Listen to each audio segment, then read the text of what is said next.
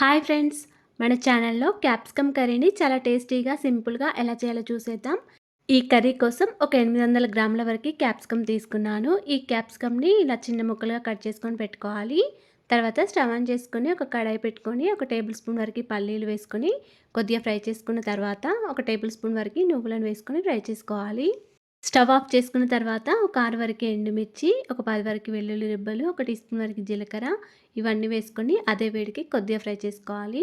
ఇవి పూర్తిగా చల్లారిన తర్వాత మిక్సీ జార్లోకి వేసుకొని మెత్తని పొడిలాగా గ్రైండ్ చేసుకొని పక్కకు పెట్టుకోవాలి. తర్వాత స్టవ్ ఆన్ చేసుకొని ఒక కడాయిలో ఒక టేబుల్ స్పూన్ వరకు ఆయిల్ వేసుకొని ఆయిల్ వేడిన తర్వాత ఒక టీ స్పూన్ వరకు జీలకర్ర ఆవాలు, ఒక హాఫ్ టీ స్పూన్ వరకు మినప్పప్పు, ఒక హాఫ్ టీ స్పూన్ వరకు శనగపప్పు, సన్నగా తరిగిన ఉల్లిపాయలు, కొన్ని పచ్చిమిర్చి ముక్కలు, కొద్దిగా కరివేపాకు వేసుకొని ఫ్రై చేసుకోవాలి.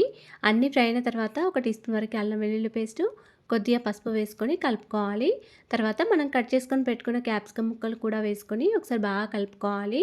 ఇప్పుడు దీనిలోకి రుచికి సరిపడా సాల్ట్ వేసుకొని క్యాప్సికమ్ ముక్కలు మంచిగా ఉడికేదాకా ఇలా మూత పెట్టుకుంటూ ఉంచుకోవాలి. క్యాప్సికమ్ ముక్కలు పూర్తిగా ఉడికే వరకు ఇలా మూత పెట్టుకుంటూ మధ్య మధ్యలో కలుపుకుంటూ ఉండాలండి. తర్వాత దీనిలోకి ఒక టీ స్పూన్ వరకు కారం, మనం మెత్తగా గ్రైండ్ చేసుకొని పెట్టుకున్న ఈ పొడిని కూడా వేసుకొని మొత్తం అంతా ఒకసారి కలుపుకోవాలి. ఇలా కొద్దిగా ఆయిల్ పైకి తేలే వరకు ఉంచుకొని చివరిగా కొద్దిగా కొత్తిమీర వేసుకొని మొత్తం అంతా ఒకసారి కలుపుకోవాలి. అంతేనండి, ఎంతో టేస్టీగా సింపుల్గా చేసుకునే క్యాప్సికమ్ కర్రీ రెడీ అయిపోయింది. వీడియో నచ్చితే లైక్ అండ్ ఫాలో చేయడం మర్చిపోకండి. Thanks for watching.